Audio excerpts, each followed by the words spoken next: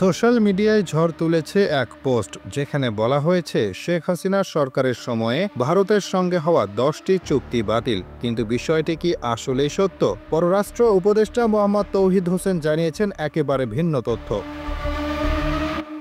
যুব ও ক্রীড়া উপদেষ্টা আসিফ মাহমুদ সজীব ভুঁইয়া ফেসবুকে ভারতের সঙ্গে হওয়া 10টি চুক্তি বাতিলের দাবি তোলেন, আর এই দাবিকে অস্বীকার করেন পররাষ্ট্র উপদেষ্টা মোহাম্মদ তৌহিদ হোসেন। সজীব ভুঁইয়ার পোস্টে দাবি করা হয় শেখ হাসিনা সরকারের আমলে ভারতের সঙ্গে হওয়া বেশ কিছু গুরুত্বপূর্ণ চুক্তি ও প্রকল্প বাতিল বা স্থগিত হয়েছে, কিন্তু পররাষ্ট্র উপদেষ্টা বলেছেন তালিকাটি সত্য নয়, কেবল একটি চুক্তি বাতিল হয়েছে।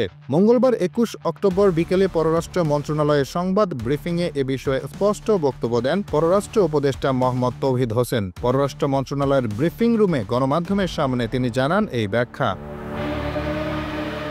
বিষয়টি গুরুত্ব পায় কারণ সামাজিক যোগাযোগ মাধ্যমে ছড়িয়ে পড়া তালিকাটি নিয়ে ব্যাপক আলোচনা শুরু হয়। পোস্টে দাবি করা হয় ভারতের সঙ্গে স্বাক্ষরিত 10টি বড় চুক্তি বাতিল হয়েছে, আরও কিছু পুনর্বিবেচনাধীন। ব্রিফিংয়ে পররাষ্ট্র উপদেষ্টা বলেন, আসিফ মাহমুদ কমেন্ট না করলেও পারতেন। যে তালিকাটা এসেছে সেটা সত্য নয়, শুধু একটি চুক্তি।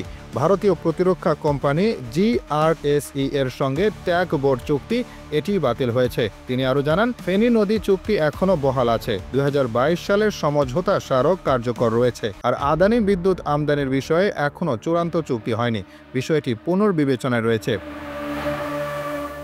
এর আগে 19 অক্টোবর যুব ও ক্রীড়া উপদেষ্টা আসিফ মাহমুদ সজীব ভুঁইয়া তার ফেসবুকে পোস্ট দেন, যেখানে তিনি দাবি করেন ভারতের সঙ্গে 10টি চুক্তি ও প্রকল্প বাতিল হয়েছে, বাকিগুলো পুনর্বিবেচনাধীন। পোস্টে তিনি বিস্তারিত একটি তালিকাও প্রকাশ করেন, যেখানে ত্রিপুরা চট্টগ্রাম রেল সংযোগ, ফেনী নদী পানি ব্যবস্থাপনা, কুশিয়ারা প্রকল্প, আশুগঞ্জ আগরতলা করিডোর সহ একাধিক বড় প্রকল্পের নাম উল্লেখ করা হয়। তবে সরকারি ব্যাখ্যা বলছে এই তালিকার 13টির মধ্যে কেবল একটি চুক্তি সত্যি বাতিল হয়েছে, বাকি চুক্তিগুলো কার্যকর বা আলোচনাধীন অবস্থায় রয়েছে। ফেসবুকের পোস্ট ঘিরে শুরু হওয়া এই বিতর্ক এখন ছড়িয়ে পড়েছে রাজনৈতিক মহল থেকে কূটনৈতিক অঙ্গনেও। তবে সরকারের পক্ষ থেকে স্পষ্ট ঘোষণা এসেছে, ভারতের সঙ্গে সম্পর্ক বা চুক্তি বাতিলের খবরের বেশিরভাগই ভ্রান্ত তথ্য।